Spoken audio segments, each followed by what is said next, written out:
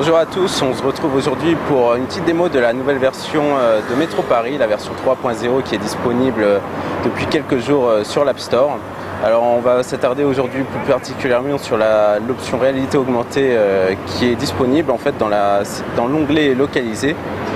Donc c'est le même principe qu'avant, on localise les stations autour de soi, comme vous pouvez le voir ici, et on a le petit bouton réalité augmentée, donc qui permet de voir autour de soi vraiment où sont les stations. Donc il suffit de cliquer là. Donc là on nous demande de tourner l'iPhone, et comme vous pouvez le voir, on voit bien que la station Opéra est juste en face de nous. On peut tourner pour voir plus loin ce qu'il y a, donc Aubert, Havre, Caumartin. On peut tourner ici, Chaussée d'Antin, Lafayette. Et donc je pourrais même tourner à 360 degrés pour voir vraiment ce qu'il y a autour de moi, toutes les stations localisées.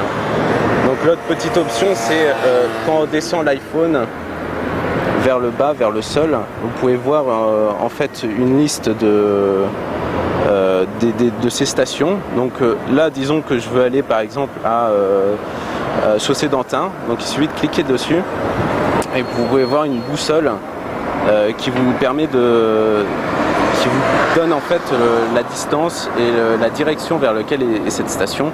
Donc ça permet d'être moins ridicule quand on cherche une station.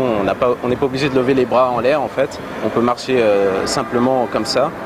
Et quand vous levez l'iPhone en l'air, vous verrez que la station Chaussée d'Antin est éclairée en rouge, ce qui vous permet de la retrouver rapidement. Voilà.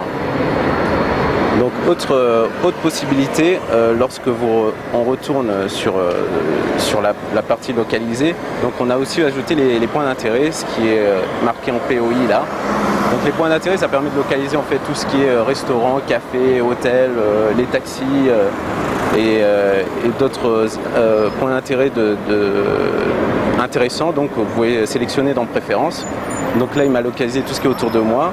Donc de la même façon, je vais dans réalité augmentée, je tourne mon iPhone